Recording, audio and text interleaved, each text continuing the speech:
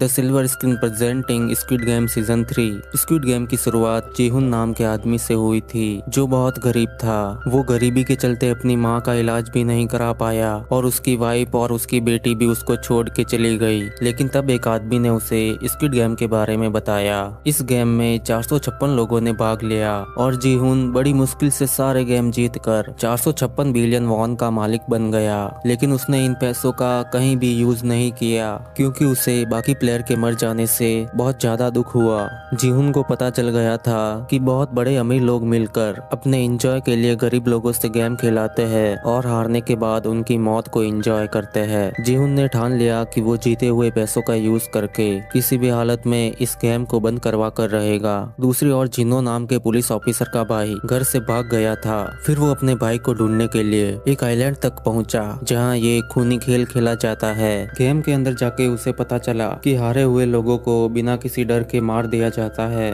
और जो प्लेयर गोली लगने के बाद घायल हो जाते हैं उनके बॉडी ऑर्गन्स निकाल कर बेच दिए जाते हैं। लेकिन जिन्नो को फ्रंटमैन ने पकड़ लिया। तब जिन्नो ये देखकर चौंक गया कि फ्रंटमैन और कोई नहीं बल्कि उसका भाई निकला जिसे ढूंढते हुए वो इस आइलैंड पर आया था। फ्रंटमैन ने जिन्नो को गोली मार दी और वो समुद्र में जा गिरा। दूसरी ओर जीहुन जिसने स्क्विड गेम बंद करने की ठान ली थी और वो अपना सारा पैसा स्क्विड गेम को रोकने के लिए यूज करेगा। इसके बाद वो जिनो से मिला और एक प्लान बनाकर दोबारा गेम खेलने स्क्विड गेम के अंदर चला गया जहां जीहुन की मुलाकात नंबर 1 प्लेयर से हुई जो उसका जिगरी दोस्त बन गया। और 3 गेम खेलने के बाद जीहुन ने कुछ खास प्लेयर के साथ मिलकर गार्ड के ऊपर हमला कर दिया। वो स्क्विड गेम वालों से जीतने ही वाले थे लेकिन उनके पास मैगजीन खत्म हो गई और जो बंदा मैगजीन लेने के लिए गया था वो दोबारा लौटा ही नहीं। और तो और प्लेयर नंबर 1 ने जीहुन को धोखा दिया और उसके बहुत करीबी दोस्त को मार डाला।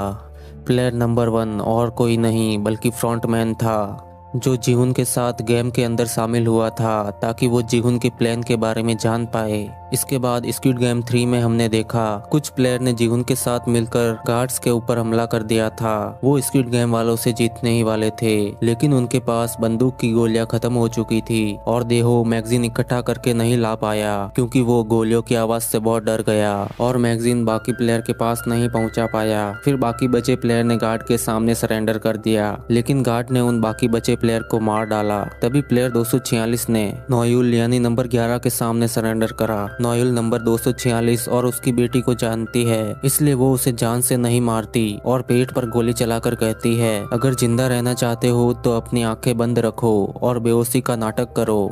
स्क्विड गेम वाले कुछ गार्ड जो बॉडी ऑर्गन्स बेचने का काम भी करते हैं उन्होंने प्लेयर 246 को ताबूत में डालकर क्रॉस का निशान लगा दिया क्योंकि वो पूरी तरह मरा नहीं और उसकी बॉडी के पार्ट्स भी एकदम फ्रेश हो गए। स्क्विड गेम वाला एक गार्ड नोयुल की तारीफ करता है क्योंकि उसने इस बार सही जगह गोली दागकर बॉडी ऑर्गन खराब नहीं होने दिए। तो नोयुल ने कहा पहले मैं गलत थी लेकिन अब मुझे पता चला कि अगर मरने के बाद भी ये किसी की जान बचा सकते हैं तो फिर उनकी मौत को जाया क्यों जाने दे। ये सुन स्क्विड गेम वाला गार्ड नोयुल से काफी ज्यादा इम्प्रेस्ड हो गया क्योंकि आज से पहले वो लोग नंबर 11 से नफरत करते थे क्योंकि वो प्लेयर को पूरी तरह जान से मार देती थी ताकि स्क्विड गेम वाले बॉडी पार्ट्स नहीं निकाल पाए। नोयुल ने कहा आज से हम एक ही टीम में हैं, हमें एक दूसरे के ऊपर भरोसा करना होगा और कहा मैं भी वो जगह देखना चाहती हूँ जहाँ तुम बॉडी पार्ट्स निकालते हो। दूसरी ओर गार्ड जीहुन को ताबूत में बंद करके बाकी सभी प्लेयर के पास में हॉल के अंदर लेकर आए। बाकी सब प्लेयर ये सब देखकर चौंक गए। उनको लगा प्लेयर 456 मारा गया लेकिन पास जाके देखने पर पता चला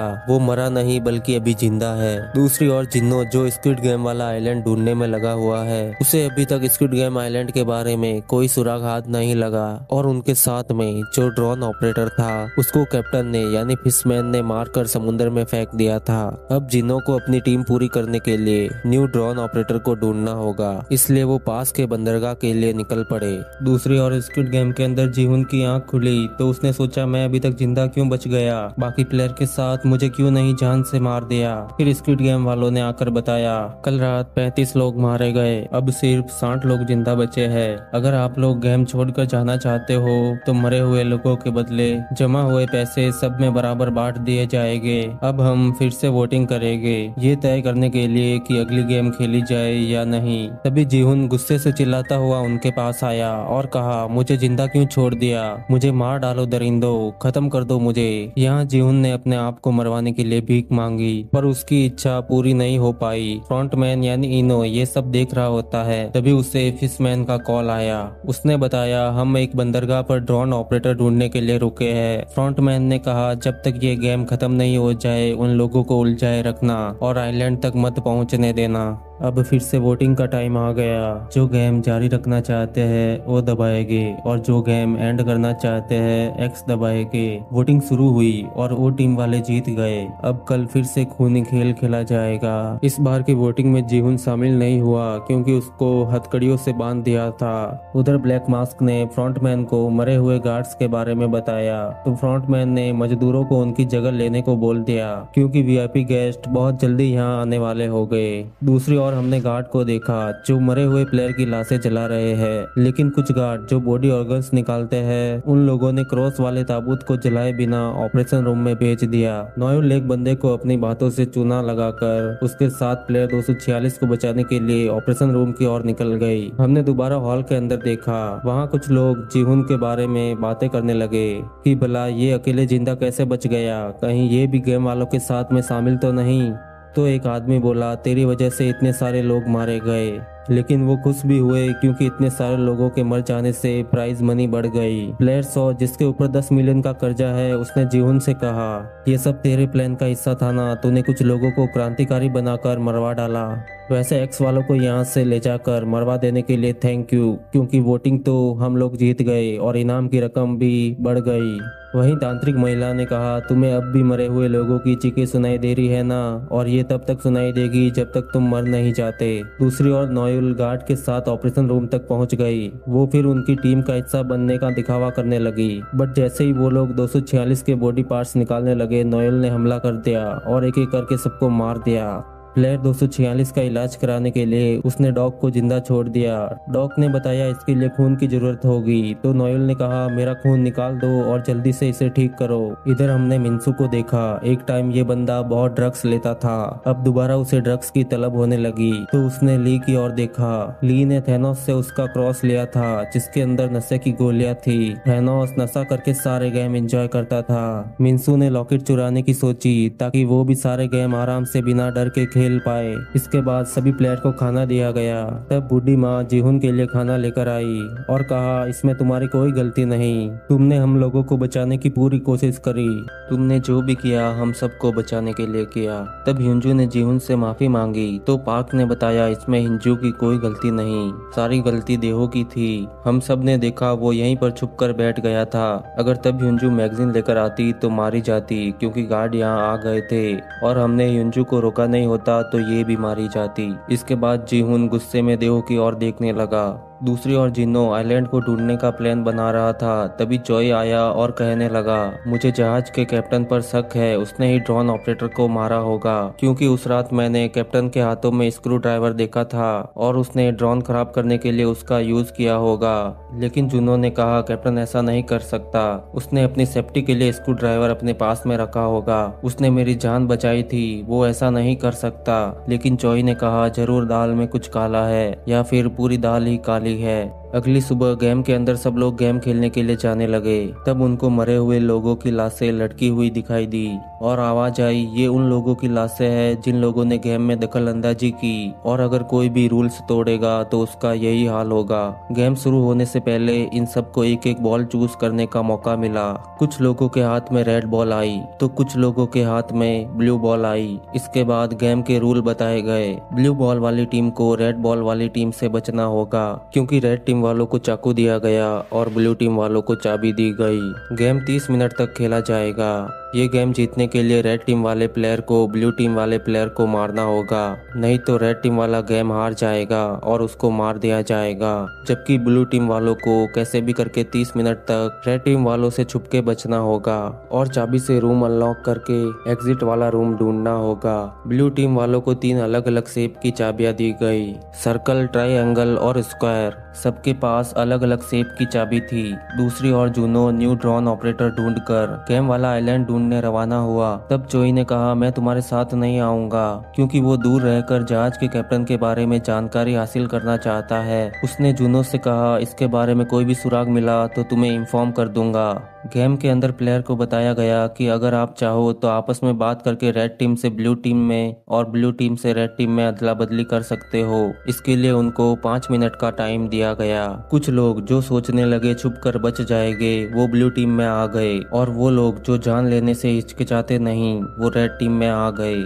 यहाँ पर एक्स कपल एमजे कॉइन और जूनी भी होती है। इन दोनों के पुराने प्यार से जूनी प्रेग्नेंट हो गई थी, लेकिन यहाँ किसी और को ये बात बिल्कुल नहीं पता। इन दोनों ने आपस में टीम बदल दी। एमजे ने कहा तुम मेरा इंतजार करना, मैं ब्लू टीम वाले को मार कर तुम्हारे पास तुम्हें रेड टीम वाले से बचाने के लिए आऊंगा। वहीं बूढ़ी माँ रेड टीम से ब्लू टीम में आ गई और उसका बेटा ब्लू टीम से रेड टीम के अंदर आ गया, क्योंकि बूढ़ी माँ रेड टीम के अंदर रहकर किसी को नहीं मार पाएगी। इसके बाद ये खूनी खेल शुरू हो गया। दूसरी ओर ऑपरेशन रूम के अंदर प्लेयर 11 ने डॉक्टर के साथ मिलकर प्लेयर 246 को होश में ला दिया और फिर उसने डॉक्टर को मार दिया। दूसरी ओर गेम के अंदर ब्लू टीम पहले अंदर जाकर छुप गई। इसके बाद रेड टीम वालों को हथियारों के साथ अंदर भेजा गया। एमजे कॉइन जूनी को बचाने के लिए सिर्फ एक आदमी को मारना चाहता था, लेकिन ली ने उसको टीम अप करने के लिए कहा, क्योंकि पहले थेनोस ली को सही नाम से नहीं बुलाता था और नशे की गोलियां अकेले खा लिया करता था। लेकिन जब एमजे ने थेनोस को मार डाला और नशे की गोलियां ली को मिल गई, तो ली ने एमजे से कहा तुमने थेनोस को मार के बहुत अच्छा किया, मैं तो तुम्हारा जबरा फैन हो गया। अब हम दोनों मिलकर ज्यादा लोगों को मारेंगे ताकि यहाँ से ज्यादा पैसे घर ले जा सके। अब एमजे जो पहले से बहुत लालची और खुदगर्ज है, उसने ली के साथ में टीम अप कर दिया। फिर दोनों ब्लू टीम वाले का शिकार करने के लिए निकल गए। वहीं पर तांत्रिक महिला ने कुछ ब्लू टीम वालों से कहा मुझे 2 दुनिया की ताकत रास्ता दिखाती है, अगर तुम्हें गेम जीतना है तो मेरे पीछे पीछे आओ। फिर वो तांत्रिक महिला पर भरोसा करके उसके पीछे जाने लगे। दूसरी ओर हमने 3 लेडीज को देखा। इनकी टीम में जूनी, ह्यूंजू और बूढ़ी माँ है। इनकी आपस में अच्छी बनती है, इसलिए इन तीनों ने भी टीम अप कर दिया। इन तीनों के पास सारे सेब की चाबी थी, बाकी सबने अपनी चाबी ह्यूंजू को दे दी। वहीं पर जीहुन जो सिर्फ देहो की जान का प्यासा है, क्योंकि उसकी वजह से जीहुन का सारा प्लान चौपट हो गया था। जीहुन को देहो दिखा तो उसने उसका पीछा किया, लेकिन बाद में पता चला ये देहो नहीं बल्कि उसके जैसे बालों वाला दूसरा आदमी है। जीहुन को उसका शिकार मिल जाता, लेकिन गेम के अंदर बने भूल भुलैया की वजह से देहो का पीछा करने में थोड़ा इधर उधर हो गया, वरना तो देहो अभी इसी टाइम मारा जाता। वहीं पर एमजे और ली ने ब्लू टीम वाले को ढूंढ कर घायल कर दिया। फिर दोनों ने मिलके उसको एक साथ मार डाला, मतलब इन दोनों ने हाफ हाफ मर्डर कर दिया। ऐसा इसलिए क्योंकि ली ने अभी इस बंदे को अकेले मार दिया होता और फिर बाद में एमजे को दूसरा बंदा नहीं मिला होता तो वो गेम हार जाता, इसलिए इन दोनों ने साथ में मिलके ब्लू टीम वाले को मार दिया। अब इन दोनों को गेम जीतने के लिए एक ब्लू टीम वाले बंदे को ढूंढकर एक साथ में मारना होगा। लेकिन जब वो वहाँ से निकले तब ली के नशे की गोलियों का क्रॉस वहीं पर छूट गया। कुछ देर बाद जब मिंसू वहाँ पर आया तो उसको वो क्रॉस वाला लॉकेट मिल गया, जिसे पाने के लिए वो बहुत दिनों से तरस रहा था। फिर उसने एक नशे की गोली निकाल कर खा ली। वहीं पर भागते हुए देहो के पैरों के ऊपर रेड टीम वाले ने चाकू से हमला कर दिया। वो देहो को मारने वाला होता है, लेकिन तभी देहो ने धक्का देकर उसको मार डाला। दूसरी ओर 10 बिलियन कर्जे वाला आदमी टीम अप वाले बंदे के साथ में रूम के अंदर गया, लेकिन तभी सामने से रेड टीम वाली औरत आ गई। फिर इस आदमी ने उस बंदे को आगे धक्का देकर अपनी जान बचाने के लिए दरवाजा बंद करके उसको मरवा दिया। वहीं दूसरी ओर तीनों लेडीज जब सीढ़ियों से भाग रही थी तब जूनी के पैरों में मोच आ गई और वो नीचे गिर गई। तब सामने एक चाकू वाला बंदा आ गया, लेकिन ह्यूंजू बाकी दोनों को बचाने के लिए उस बंदे के साथ में भिड़ गई और उसका चाकू छीनकर उसको मार डाला। दूसरी ओर ली और एमजे को दूसरा ब्लू टीम वाला बंदा मिल गया और दोबारा दोनों ने उसको मिलके मार डाला और ये दोनों प्लेयर गेम जीत गए। इसके बाद एमजे अपनी एक्स जेएफ को ढूंढने के लिए निकल गया, लेकिन ली भी उसके साथ में गया ताकि वो और ज्यादा ब्लू टीम वालों को मार पाए। फिर रेड टीम वालों के लिए ब्लू टीम वाले बचेंगे ही नहीं। ऐसा करके दोनों टीम के और ज्यादा प्लेयर एलिमिनेट हो जाएंगे, साथ ही प्राइज मनी भी बढ़ जाएगी। फिर एमजे ली के साथ और ज्यादा ब्लू टीम वालों को मारने और जूनी को ढूंढने के लिए निकल गया। फिर तांत्रिक महिला ने अपनी टीम के सामने एक दरवाजा खोला, लेकिन वो दरवाजा खोलकर तुरंत वहां से भाग गई। तभी अंदर से एमजे और ली ने आकर उन सब प्लेयर को मार दिया जो तांत्रिक महिला के ऊपर भरोसा करके उसके साथ में गेम खेल रहे थे। तांत्रिक भागते हुए देहो से टकराई थी। कुछ देर बाद वो जीहुन के सामने आई तब उसने अपनी जान के बदले देहो किस साइड में गया इस बारे में जीहुन को बता दिया और जीहुन के हाथों से अपनी जान बचा ली। कुछ देर बाद जीहुन ने देहो को ढूंढ निकाला। तब देहो डर के मारे बोला, मैंने आप सब लोगों से झूठ बोला ताकि मैं आप लोगों के साथ में टीम अप कर पाऊं। मैं कभी आर्मी के अंदर नहीं गया। मैंने बस आप लोगों का भरोसा जीतने के लिए और दोस्ती करने के लिए झूठ बोला था। मैंने कभी जंग में हिस्सा नहीं लिया था, लेकिन जब आप लोगों ने हिम्मत दिखाई तो मैं भी लड़ने के लिए तैयार हो गया। लेकिन जब मैं मैगजीन लेकर दोबारा ऊपर आने लगा तब मैं बहुत डर गया था और वहीं पर छुप गया था। प्लीज मुझे माफ कर दो। ये सब सुनकर जीहुन का गुस्सा शांत हो गया और वो वहाँ से जाने लगा। तभी देवो ने पीछे से हमला किया और इन दोनों के बीच दोबारा फाइट स्टार्ट हो गई और आखिरकार जीहुन ने गला दबाकर देहो को मार डाला।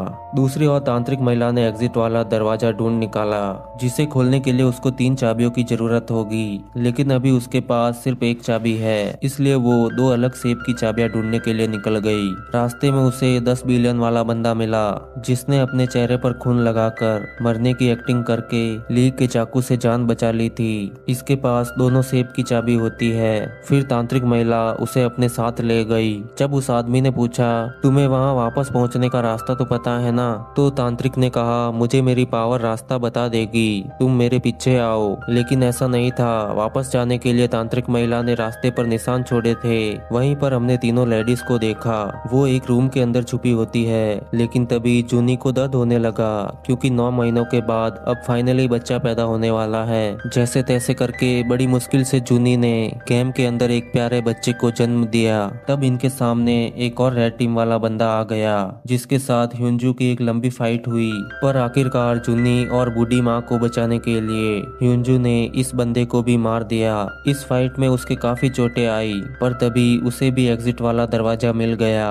उसने दरवाजा खोला और गेम जीतने की बहुत ज्यादा खुशी हुई। पर तभी उसे जूनी और बूढ़ी माँ की याद आई। वो उनको अपने साथ लाने के लिए उनके पास जाने लगी। ह्यूंजू ने उन दोनों के पास में पहुंचकर कहा, बाहर जाने का रास्ता मिल गया है, अब हम तीनों यहाँ से बाहर निकल सकते हैं। लेकिन तभी पीछे से किसी ने ह्यूंजू की पीठ पर चाकू घोंप दिया। चाकू घोंपने वाला और कोई नहीं बल्कि जूनी का एक्स बीएफ एमजे था। जूनी और बच्चे को देख एमजे की आंखों में आंसू आ गए और कहीं ना कहीं उसको ह्यूंजू के मरने का भी अफसोस हुआ। लेकिन ली उसके साथ बाहर ही था। अगर वो यहाँ आ जाता तो प्रॉब्लम और बढ़ जाती, इसलिए एमजे दोबारा दरवाजा बंद करके ली के साथ वहाँ से चला गया।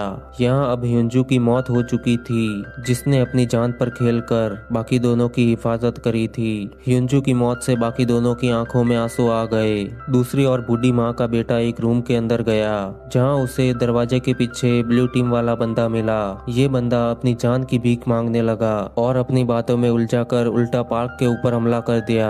लेकिन तभी पीछे से रेड टीम वाले बंदे ने आकर ब्लू वाले को मार दिया। इसके बाद बूढ़ी माँ और जूनी ने ह्यूंजू के खून के निशान से एग्जिट वाला दरवाजा ढूंढ निकाला और वो तीनों चाबी लगाकर दरवाजा खोलकर वहां से जाने ही वाले थे। लेकिन तभी बूढ़ी माँ का बेटा वहां आ गया, जो अभी तक किसी ब्लू टीम वाले को मार नहीं पाया। उसने अपनी माँ से कहा, अगर हम दोनों को यहाँ से जिंदा बाहर निकलना है तो मुझे इस लड़की को मारना होगा, तभी हम एक साथ यहाँ से बाहर निकल पाएंगे। लेकिन एक माँ अपने बेटे के हाथों से इतनी बड़ी गलती नहीं होने देना चाहती। उसने अपने बेटे को रोकने की कोशिश करी, लेकिन उसका बेटा नहीं रुका क्योंकि अब गेम का टाइम भी खत्म होने वाला था। वो जूनी को छोड़ किसी और को मारने के लिए निकलता तो बहुत देर हो जाती, इसलिए जैसे ही वो चाकू लेकर जूनी को मारने के लिए आगे बढ़ा, तभी उसकी माँ ने पीठ पीछे नुकीली चीज घोंप दी और वो घायल हो गया। तब उसने कहा, मुझे माफ कर देना मम्मी। फिर उसकी माँ ने रोते हुए उसे गले से लगा दिया। वहीं दूसरी ओर तांत्रिक महिला 10 बिलियन वाले के साथ एग्जिट डोर तक पहुंच गई और तीनों चाबियों को लगाकर दरवाजा खोला। तभी जल्दी से 10 बिलियन वाला बंदा बाहर निकल के एक चाबी अपने साथ ले गया और दरवाजा दोबारा लॉक कर दिया। अब तांत्रिक महिला के तो लग गए क्योंकि 30 मिनट भी पूरे होने वाले थे और दूसरी चाबी ढूंढ कर लाने का टाइम नहीं बचा। तभी मिंसू वहाँ आ गया, जो फुल सेट होता है। उसने तांत्रिक महिला में ली की परछाई देखी, इसलिए उसने तांत्रिक तांत्रिक महिला को चाकू घोंप के मार दिया। इसके बाद गेम का टाइम ओवर हो गया। फिर गार्ड आए और एलिमिनेट प्लेयर को मारने लगे। तभी एक प्लेयर ने गार्ड के ऊपर हमला कर दिया, लेकिन एक दूसरी फीमेल गार्ड ने उसको मार दिया। तब हमें पता चला ये गार्ड स्क्विड गेम के वीआईपी गेस्ट है, जिनको चेयरमैन यानी फ्रंटमैन ने गेम को फील करने के लिए अंदर भेजा था। वहीं जीहुन देहो को मारने के बाद अपनी जान लेने वाला था, लेकिन गार्ड ने ऐसा नहीं होने दिया और इसी के साथ एक और खूनी खेल की एंडिंग हो गई।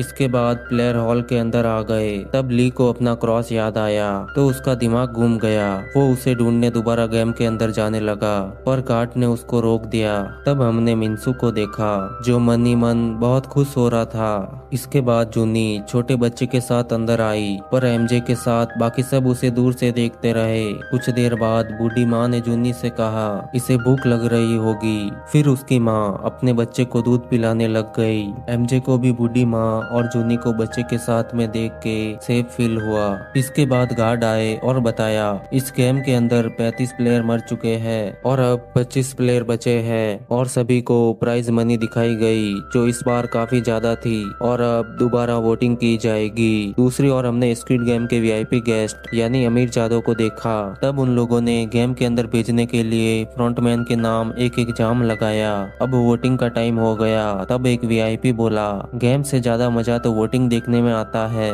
उधर ली ने अपना वोट गेम रोकने के लिए डाला, लेकिन मिन्सू ने अपना वोट गेम जारी रखने के लिए डाला। बूढ़ी माँ ने सबसे कहा प्लीज आप सब लोग गेम यहीं पर रोक दो। अगर आपको इतने पैसे कम लग रहे हैं तो मैं अपने हिस्से के पैसे सब में बांट दूंगी। देखो मेरी उम्र हो चुकी है, मैंने अपनी जिंदगी जी ली है, अभी मैं मर भी जाऊं तो फर्क नहीं पड़ता, पर मैं ये चाहती हूँ कि ये माँ और बेटा यहाँ से जिंदा वापस जाए। लेकिन उसकी बातों से किसी को ज्यादा फर्क नहीं पड़ता। इस बार एमजे ने अपना वोट गेम रोकने के लिए डाला, लेकिन आज फिर वोटिंग ओ टीम वाले जीत गए और अब कल फिर से खूनी खेल खेला जाएगा। दूसरी ओर हमने जुनो को देखा, जो बहुत दिनों से स्क्विड गेम वाला आइलैंड ढूंढ रहा था, लेकिन उसके नाकामयाब होने की वजह उसका पार्टनर यानी खुद कैप्टन है, जो उसे गलत रास्ता दिखाकर आइलैंड तक नहीं पहुंचने देता, क्योंकि कैप्टन जुनो के भाई इनो यानी फ्रंटमैन का भेजा हुआ आदमी है। जब फ्रंटमैन ने जुनो को गोली मारी तब वो समुद्र में जा गिरा था। तब उसे बचाने के लिए और आइलैंड से दूर रखने के लिए फ्रंटमैन ने फिशमैन को जुनो के पास भेजा था। कैप्टन ने फ्रंटमैन को कॉल करके बताया जुनो स्क्विड गेम वाले आइलैंड का पीछा नहीं छोड़ रहा। तो फ्रंटमैन बोला कुछ भी हो जाए इन सबको गेम खत्म होने तक आइलैंड तक मत पहुंचने देना, इन सबको मारना पड़े तो भी मार देना। दूसरी ओर हमने नोएल को देखा, उसने डॉक्टर की ड्रेस प्लेयर 246 को पहना दी और उसको डॉक्टर के रूम के अंदर भेज दिया। पहले नोएल एक जगह छोटे बच्चों को खुश करने के लिए काम करती थी। वहाँ एक छोटी बच्ची थी जो नोएल को बहुत प्यारी थी, और ये आदमी उसी बच्ची का बाप है। उसकी बेटी को कैंसर है, इसीलिए उसका पिता गेम खेलने के लिए आया था। दूसरी ओर बूढ़ी माँ ओ टीम वालों के जीत जाने के बाद बहुत दुखी हो गई और जूनी से कहा तुम्हें इस बच्चे को जिंदा रखने के लिए मजबूत रहना होगा। उसने रात को जूनी के बच्चे से प्यार किया। फिर वो जीहुन के पास गई और उसे समझाया कि डिप्रेशन से बाहर निकलो और जूनी और बच्चे का ध्यान रखो, अपने लिए नहीं तो इस बच्चे के लिए गेम खेलो। और बताया आज गेम के अंदर मैंने जूनी और बच्चे को बचाने के लिए अपने ही बेटे को मार दिया, जिसे मैंने अपने हाथों से बड़ा किया था, और जीहुन से वादा लिया तुम आखिर तक गेम खेलोगे और माँ बेटे की मदद करोगे। ये वादा लेकर वो वहाँ से चली गई। अगले दिन सुबह हुई तब हमें पता चला बूढ़ी माँ ने सुसाइड कर दिया। ये देखकर जीहुन बहुत ज्यादा दुखी हुआ।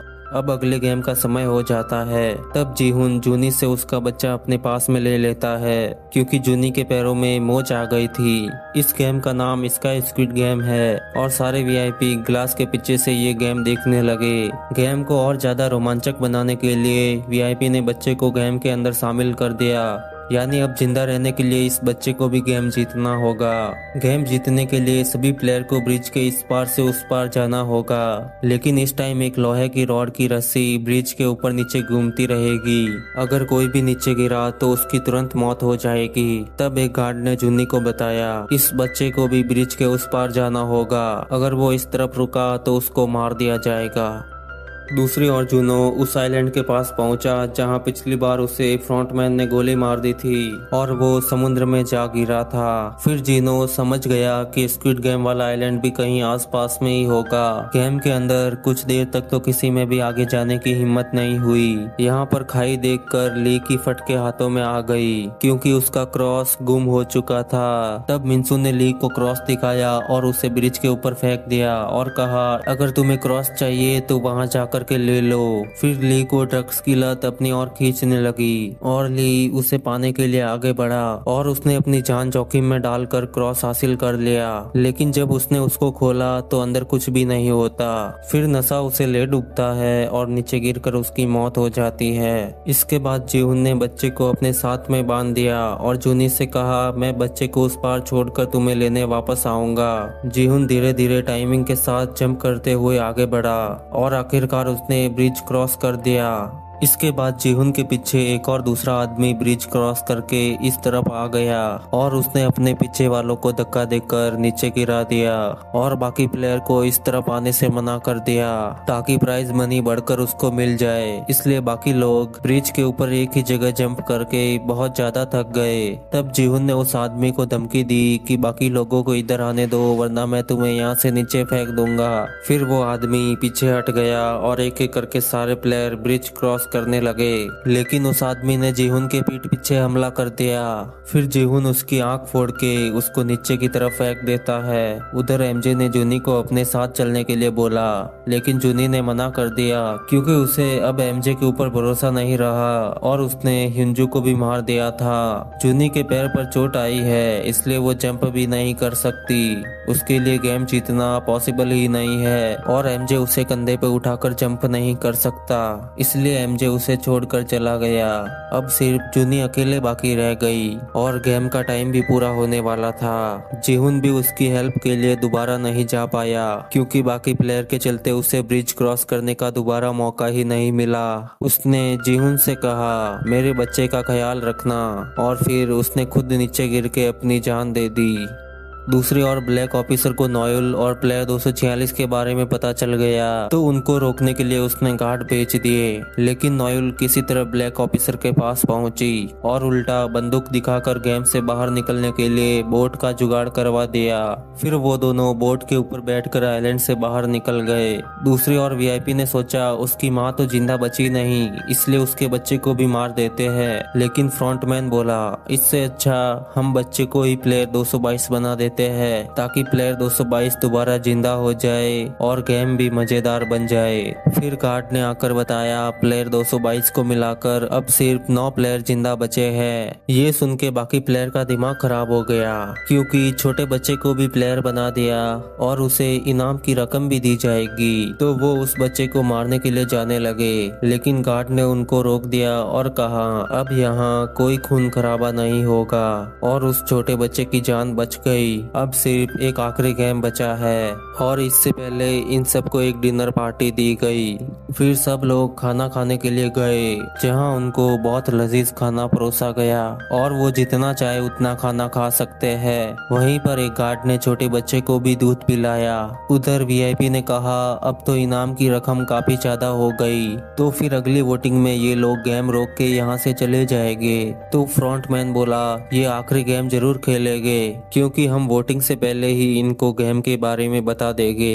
इसके बाद गार्ड ने वोटिंग से पहले इनको बताया कि अगले गेम को जीतने के लिए सिर्फ 3 लोगों को एलिमिनेट करना होगा और वो 3 लोग कौन होंगे ये फैसला भी आप लोग मिलकर ले सकते हो। इसके बाद वोटिंग हुई और वो टीम जीत गई।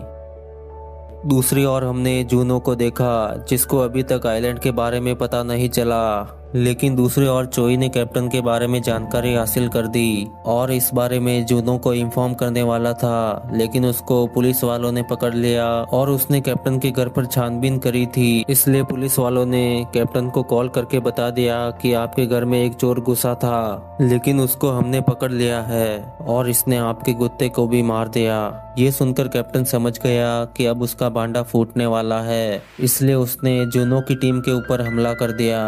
तभी चोई ने पुलिस वाले से मोबाइल छीनकर जूनो को कॉल कर दिया और जल्दी जल्दी कैप्टन के बारे में सारी सच्चाई बता दी। इसके बाद जूनो ने कैप्टन को मार दिया। दूसरी ओर नोएल बोट लेकर आइलैंड से बाहर निकल गई, लेकिन तब ब्लैक ऑफिसर ने कॉल करके उसको बताया, अगर तुम्हें इसकी बेटी की जान प्यारी है तो तुम आइलैंड पर वापस आ जाओ, क्योंकि स्क्विड गेम वालों के पास सबका बायोडाटा मौजूद था। इसलिए नोएल को दोबारा गेम के अंदर जाना पड़ेगा। लेकिन उसने प्लेयर 246 को बोट के साथ वापस दूर भेज दिया, पर ब्लैक ऑफिसर ने उसके पीछे गार्ड लगवा दिए। नोएल किसी तरह छुपकर ब्लैक ऑफिसर के सामने पहुंच गई और उसे डरा धमकाकर प्लेयर 246 का रिकॉर्ड डिलीट करवा दिया। फिर नोएल ने ब्लैक ऑफिसर से कहा, तुम्हारे दिमाग से भी रिकॉर्ड डिलीट करना होगा। लेकिन ऑफिसर ने बताया, सीक्रेट रूम में फाइल के अंदर भी प्लेयर का रिकॉर्ड मौजूद है, इसलिए नोएल की बंदूक से उसकी जान बच गई। फिर वो उसे सीक्रेट रूम की ओर ले गया, लेकिन लिफ्ट के अंदर उसने नोएल के ऊपर हमला कर दिया और लड़ाई के चलते नोएल की बंदूक लिफ्ट के अंदर छूट गई। इस लड़ाई में नोएल काफी ज्यादा घायल हो गई। फिर ब्लैक ऑफिसर उसको मारने वाला था, लेकिन उसने लिफ्ट खोलकर बंदूक उठा के जल्दी से गोली चलाकर ब्लैक ऑफिसर को मार दिया। फिर उसने प्लेयर 246 का रिकॉर्ड मिटा दिया ताकि फ्यूचर में उसको स्क्विड गेम वालों का सामना नहीं करना पड़े। दूसरी ओर गेम हॉल के अंदर कुछ लोगों ने आपस में बातें करी कि हम जीहुन, छोटे बच्चे और मिन्सू को मार देंगे और इन तीनों को मारकर हम आराम से गेम जीत जाएंगे। और इन लोगों ने प्लान फॉलो करने के लिए आपस में हाथ मिला लिया। इसके बाद रात को फ्रंटमैन जीहुन को अपने पास बुलाता है और उसको एक चाकू देकर कहता है, तुम इसका इस्तेमाल करके उन सबको नींद में ही मार दो, वरना वो लोग गेम के अंदर तुम्हें और बच्चे को मार डालेंगे। इसके बाद फ्रंटमैन ने अपना मास्क हटाया। तब जीहुन ये देखकर चौंक गया कि फ्रंटमैन और कोई नहीं बल्कि उसका जिगरी दोस्त नंबर 1 प्लेयर इनो निकला। फ्रंटमैन बोला, आज की दुनिया में लोग बहुत बुरे होते हैं, उनके ऊपर भरोसा नहीं करना चाहिए, इसलिए गेम से पहले जाकर उन सभी को मार डालो, फिर बहुत सारे पैसे और बच्चे के साथ यहाँ से बाहर निकल जाओ। ऐसा इसलिए क्योंकि लास्ट में ये दोनों बचेंगे तो गेम खेला नहीं जाएगा, क्योंकि 2 प्लेयर के बीच ये गेम नहीं खेला जा सकता। तब हमें पता चला इनो यानी फ्रंटमैन भी एक टाइम पर यहाँ गेम खेलने के लिए आया था। तब उसे चेयरमैन ने एक खंजर दिया ताकि वो नींद में सबको मार दे, और इनो ऐसा ही करता है और गेम जीतकर अगला फ्रंटमैन और विनर बन जाता है। लेकिन जीहुन एक बहुत अच्छा इंसान है, क्योंकि वो किसी को भी नींद में नहीं मारता और फ्रंटमैन का ऑफर ठुकरा देता है। अगले दिन आखिरी खूनी खेल शुरू हो गया। इसके अंदर सभी को एक बड़े टावर के ऊपर खड़ा किया जाता है। यहाँ पर 3 टावर होते हैं। अगले टावर पर जाने के लिए इनको पहले वाले टावर पर खड़े लोगों में से किसी एक को नीचे गिराना होगा, तभी ये अगले राउंड में पहुंच पाएंगे। और अगले राउंड में भी इनको ऐसा ही करना होगा। अगर ये प्लेयर किसी को भी नीचे नहीं गिराएंगे तो ये सारे एलिमिनेट हो जाएंगे। और ये गेम तभी शुरू होगा जब ये टावर के बीच में लगे बटन को दबाएंगे। बटन दबा देने के बाद किसी एक को गिराने का सोचने के लिए इनके पास 15 मिनट का टाइम होगा। अगर 15 मिनट पूरे होने के बाद किसी को भी नीचे नहीं फेंका तो सारे प्लेयर एलिमिनेट हो जाएंगे। बटन दबाने के बाद गेम स्टार्ट हो गया। तब जोंगडे यानी 10 बिलियन कर्जे वाले आदमी के ग्रुप ने डिसीजन लिया कि हम इस बच्चे को नीचे फेंक देते हैं, क्योंकि वैसे भी इसकी माँ तो मर चुकी है। अगर ये जिंदा रह भी गया तो इसका इस दुनिया में सरवाइव करना मुश्किल हो जाएगा। लेकिन जीहुन बच्चे को खुद से अलग नहीं करना चाहता, वो इसे नीचे फेंकने का मौका ही नहीं देता। तब एमजे बोला, हमें पहले राउंड के अंदर मिन्सू को नीचे गिराना चाहिए। जीहुन और बच्चे का क्या करना है ये हम अगले राउंड में सोचेंगे। इस बार मिन्सू के पास नशे की गोली भी नहीं बची, क्योंकि पिछली गेम के अंदर उसने आखिरी गोली खा ली थी। इसके बाद एमजे ने टावर के बीच में लगा एक पाइप निकाला और मिन्सू को पाइप से धक्का देकर यहाँ से नीचे गिरा दिया और उसकी मौत हो गई। इसके बाद ये लोग दूसरे टावर के ऊपर आ गए, लेकिन जीहुन इस बार भी बच्चे को गिराने के लिए तैयार नहीं होता। तब एक आदमी इन दोनों को नीचे गिराने के लिए आगे बढ़ा। तब जीहुन बोला, अगर हम दोनों को नीचे गिरा दिया तो अगले राउंड में किसे नीचे गिराओगे, और कहीं अगले राउंड में इन लोगों ने तुम्हें ही नीचे गिरा दिया तो। फिर ये सुनकर वो आदमी डर के मारे पीछे हट गया। इसके बाद दूसरा आदमी जीहुन और बच्चे को अलग करने के लिए आगे बढ़ा। तब जीहुन ने चाकू निकाल कर उसको डरा दिया और तभी एमजे ने पाइप से धक्का देकर उस आदमी को नीचे फेंक दिया। ये देख वो बाकी सब हैरान हो गए क्योंकि एमजे तो उनकी टीम का हिस्सा था और उसने अपने ही टीम के बंदे को नीचे फेंक दिया।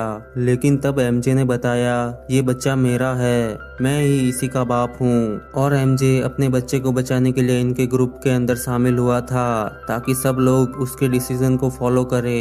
अब एमजे जीहुन की साइड आ गया और इन दोनों के पास में हथियार भी थे, इसलिए दूसरे प्लेयर इनसे बहुत डर गए। फिर उन लोगों ने अपनी ही टीम के एक आदमी की पिटाई करके उसे घायल कर दिया और बोले हमें कोई दिक्कत नहीं है, हम अगले राउंड में इस बकरे को नीचे फेंक देंगे और हम सब गेम जीत जाएंगे। लेकिन जीहुन को ये सब सही नहीं लगता और इन सब के बीच में लड़ाई शुरू हो जाती है। लेकिन ये दोनों एक एक करके बाकी सभी को नीचे गिरा देते हैं और अब इनके पास अगला राउंड जीतने के लिए एक बना बनाया बकरा मिल गया जिसको नीचे फेंक कर ये अगला राउंड जीत जाएंगे। लेकिन वो आदमी खुद को बकरा नहीं बनाना चाहता और अपनी जान के बदले इनको गेम नहीं जीतने देना चाहता, इसलिए वो खुद वहां से नीचे गिरकर अपनी जान दे देता है। ये देख एमजे बहुत कंफ्यूज हो गया।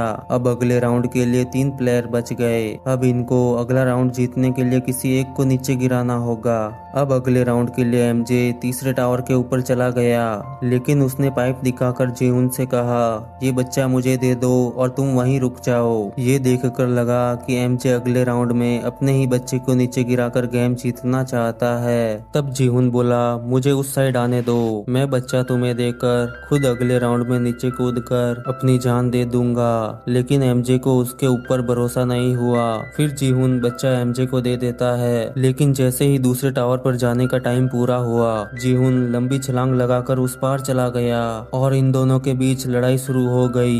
कुछ देर बाद वो टावर से नीचे लटक गए। काफी देर लटकने के बाद आखिरकार में एमजे नीचे गिर गया और जीहुन बच गया।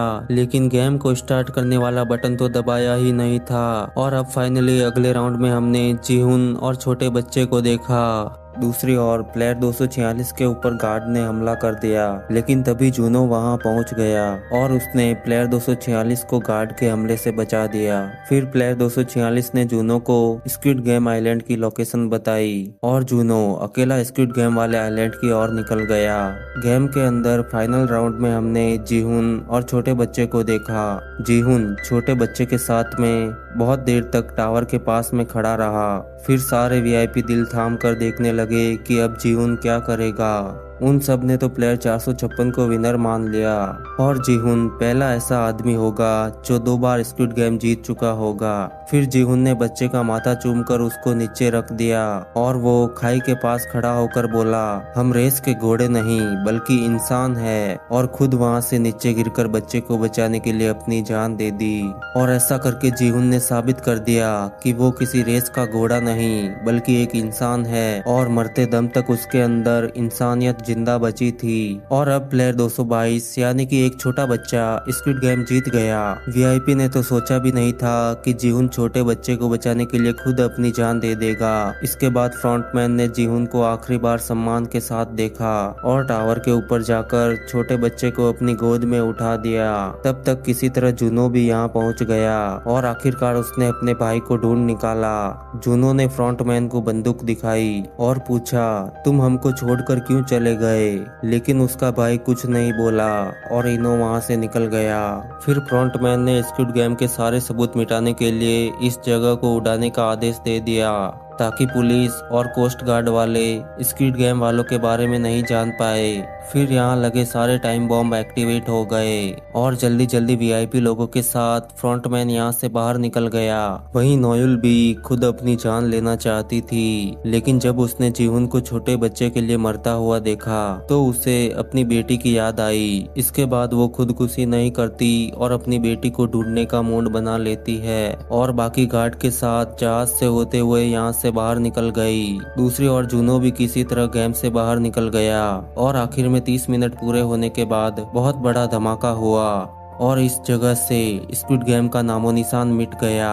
6 महीने बाद नोएल की वजह से प्लेयर 246 की जान बच गई थी और अब वो पहले की तरह पेंटिंग बनाने का काम करने लग गया, जहां वो अपनी बेटी के साथ बहुत खुश है। नोएल भी पेंटिंग बनाने के बहाने उन दोनों से मिलने के लिए आई, लेकिन उसने अभी तक ये नहीं बताया कि मैं वही गार्ड हूँ जिसने तुम्हारी जान बचाई थी। कुछ दिनों बाद नोएल को पता चला कि उसकी बेटी चाइना में है, तो वो उसको ढूंढने के लिए चाइना के लिए निकल गई। बहुत पहले नोएल आर्मी के लिए काम करती थी, तब उसकी बेटी गुम हो गई थी, इसलिए उसे ढूंढने के लिए नोएल को ज्यादा पैसों की जरूरत थी, इसीलिए नोएल स्क्विड गेम के अंदर गई थी। दूसरी ओर जूनो अपने घर गया, तब उसने अपने घर पर एक छोटे बच्चे को देखा जिसे फ्रंटमैन यहाँ छोड़कर चला गया था, और उसके साथ में एक एटीएम कार्ड था जिसे जूनो एटीएम में डालता है तो उसे 456 बिलियन दिखाई दिए और ये देखकर उसके होश उड़ गए। वहीं दूसरी ओर चोई जीहुन के घर यानी होटल पर गया और अब वो सीधा साधा इंसान बन के होटल चलाने की सोचने लगा, लेकिन वहां रखा जीहुन का बहुत सारा पैसा पहले ही चोरी हो गया था। इसके बाद हमने अमेरिका में जीहुन की बेटी को देखा। फ्रंटमैन यहाँ उससे मिलने के लिए आया और बताया तुम्हारे पिता मर चुके हैं, और वो जीहुन की बेटी को एक बॉक्स देकर वहां से निकल गया जिसके अंदर जीहुन की ड्रेस और एक एटीएम कार्ड होता है। इसका मतलब जीहुन की होटल से वो सारे पैसे फ्रंटमैन ने चुराए और फिर जीहुन की बेटी को दे दिए। फ्रंटमैन वहां से जाने लगा, तब उसे एक गली के अंदर सेल्समैन डाकची खेलते हुए दिखाई दी, यानी कि अब स्क्विड गेम अमेरिका के अंदर भी खेला जाएगा। इसी के साथ स्क्विड गेम सीजन 3 यहीं पर समाप्त हो गया। वीडियो पसंद आई हो तो लाइक जरूर करना और चैनल को सब्सक्राइब करना मत भूलना।